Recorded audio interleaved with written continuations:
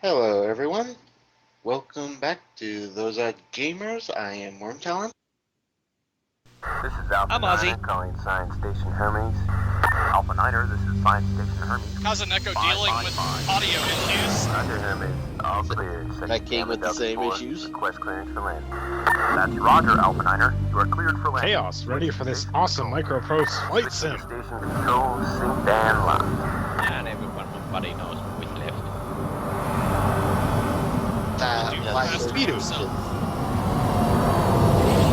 Yeah, this intro is very loud.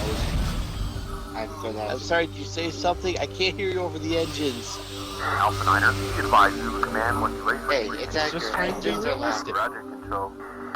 But could you hear those engines in space? Waiting in Antares battlecruiser in Sector 7. Alert No. status. Clear weapon interlocks. Sure you could. Alert Zulu Command to They're our Yeah, inside there's the less air space to get station. away. There is a medium in the space station. Exactly. Wow, this has got some really big letterbox Niner, boxing going on. Roger, control.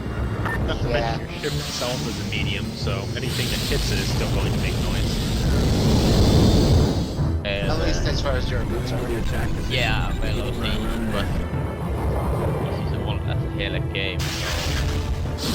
Better putting the videos was one way to Sir, save lost the Alpha 9. space Full power to shields. Scramble CD all for Shields each down to How old are we 80%. talking here? Stay on those shields. I need full power. Shields down to 60%. Over 20 years. 50% and dropping. So 1998, 99, 1996. 96. Wow. Yeah, almost About 20 years. About 20, sorry. Yeah, this is Master of Orion 2. Battle at Antares. Was the first one.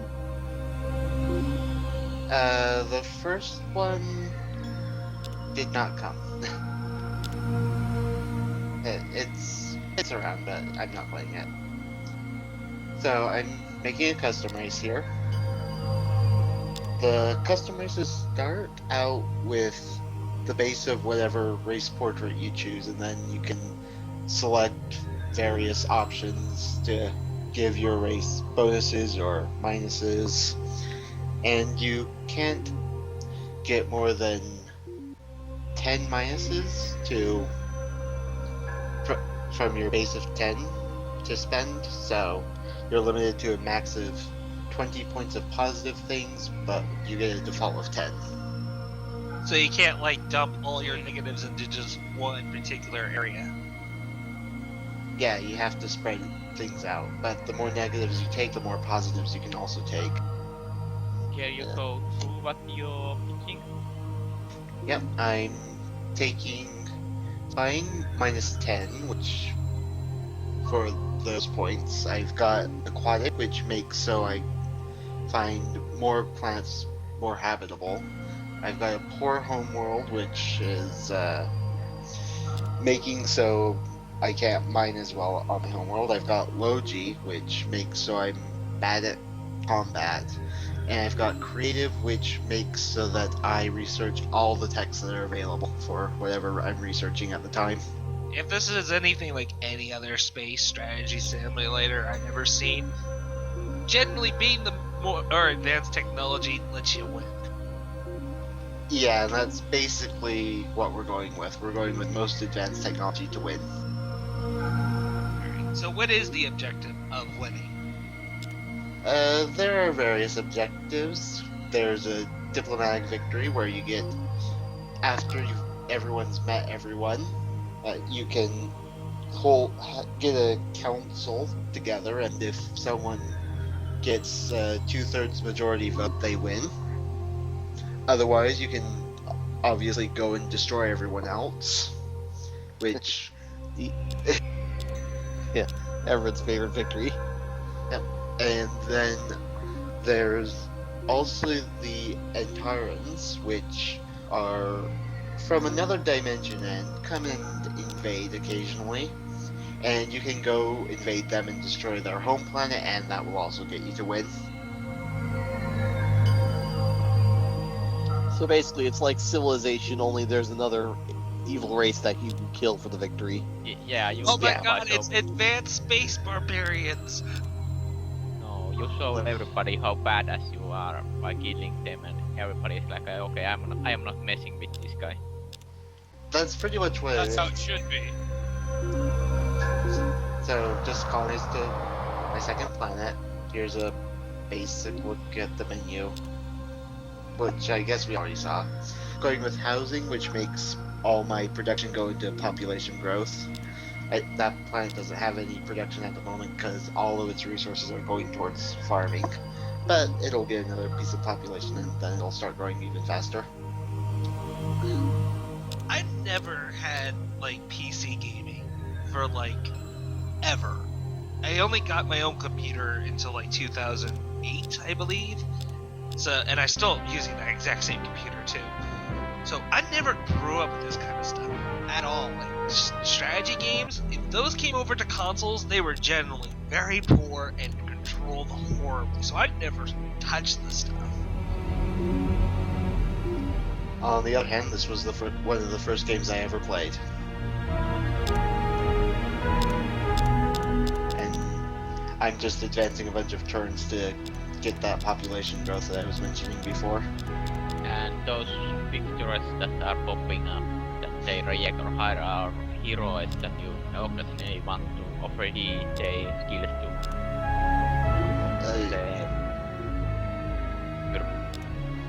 Those are leaders. You can recruit up to 4 kind of domestic leaders and 4 ship leaders, and you can assign the domestic leaders to a star system, and they will give you various bonuses to that system, and the ship leaders will give various bonuses to the ships. Now on the star map there, those are like individual galaxies or something? They are individual star systems. The entire game takes place in one galaxy.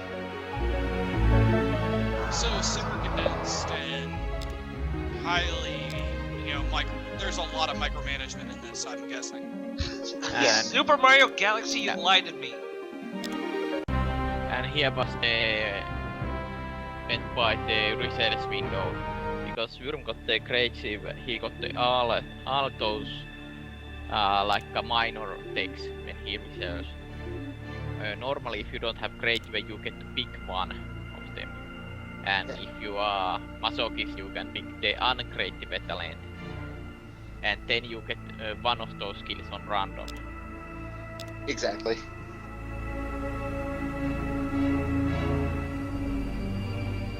And right now I'm just exploring the little region around me and trying to find more planets to colonize. So, kind of the strategy. What kind of victory are you actually aiming for right now? Right now, at the very beginning, I am aiming for a diplomatic victory. Okay, so, Is it anything So I'm like going for diplomatic victories what? in Civilization where, if you're playing against real players, don't even bother? Kind of, but is there a multiplayer for this? I think this was before that was a thing, really. Yeah, I don't know. I'll have to look. LAN existed. There could be LAN multiplayer. Yeah, but yeah, that's basically what it is. So what I'm trying to do is get a lot of planets and a lot of population for more votes when the council is called. It's, hey, who should be the ultimate emperor of the entire galaxy? And I can just say me, and then hopefully get a 2/3 and majority. then 2/3 of the planets are already owned by you, so they all say you. Exactly. Well, I always dreamed of having ultimate power. Yeah. And basically, the planet types go from worst to best are toxic, radiated, barren, then I don't know if you can really say one is better or worse, but there's tundra, yeah, maybe tundra. desert, arid, swamp, ocean, Terran, and Gaia. Yes, we have to have planets with just one defining characteristic. That's how space works. Oh, they also have a mineral rating from ultra poor to ultra rich. So you need to construct additional pylons to get those minerals. Only if. And there's your StarCraft reference. We can now not have to worry about that. Yes, thank you very much. So when do we eventually get invaded? We'll find out. I'm sure. Well, considering this universe has its own news network, I think we'll figure out eventually when. The question is, does each civilization essentially have its own individual news network, or is it all just one gigantic news network that's just kind of standing on the sidelines? I think it's a gigantic news network that somehow has access to the entire galaxy before anyone has ever met anyone else. Wow, if only you Yeah, could bribe It's those, robot passive. you get all the information. It's same thing that in civilization you get to lucky information that some bastard has put those pyramids on the other side of the world. Or you could be like that guy that says, "Oh, I just posted my latest work yet, the top 10 civilizations of the world." And that green planet we just saw was a Gaia planet, so I want to colonize that pretty much right away because it was abundant in minerals, which means it's very good to build on, and since it's Gaia, it's the best possible for population as well. So, yeah, I want that. So, you see rich minerals and very hospitable? Definitely. Yeah, It means people that Just work like in and real life. live there You just- happy. You just instantly go there and be like, I'm taking this entire planet now, thank you. exactly. Frankly, this planet is named Mars. And then It's not as if it already has people living there. It's just sitting there going to waste, so I might as well use you it. have anything similar to civilization where you have to worry about your people not getting upset at you or something. Or they're just oh hell, mighty emperor cannot possibly make wrong decisions. Well, I forgot to mention this before. I got the unification government, which has no moral penalties really. They just all are always working together for the benefit of the empire rather than themselves. Yeah, they are jerk. They're kind of like a swarm of bees. So you got the hive mind planet. Yeah, So Yes, true but- neutrality, or what a shock. but others, they will get upset with you or happy with you, and that will affect how productive they are. And I think they can occasionally split off from your empire if they're unhappy. But since you're basically a hive mind, you're never going to have them happy or unhappy. Exactly. So while you won't get the bonuses for happiness, you won't get the negatives either. Can you affect Right. your enemies' happiness levels in order to try to force your indirectly fight your opponents?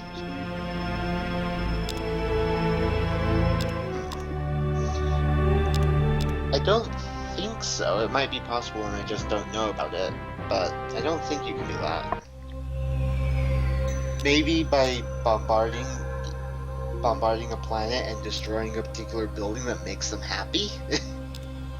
But I'm not sure that quite counts. That's not indirectly enough because they'll be like, "Hey, that Exactly. asshole blew up our flood place." Yeah.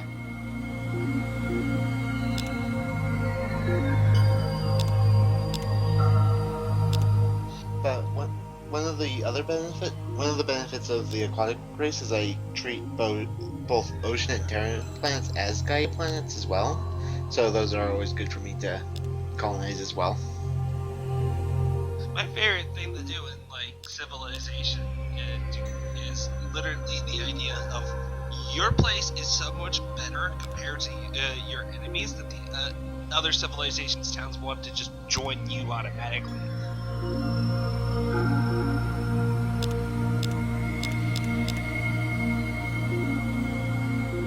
Yeah, too bad that won't work in Civ 5. I really like my empire, but man, you see that over there? They got water slides. Hey, that's a very good reason to leave one empire for another. Water slides. Come on, guys. Hey man, water slides are always fun. We're still stuck diving A towards space hydra just attacked. That was fast. Did you blink? Damn it! I Yes, missed. you just fly into a giant missile. Basically. Oh, and that was a guy. See you next part. Hello, guy. Goodbye, guy.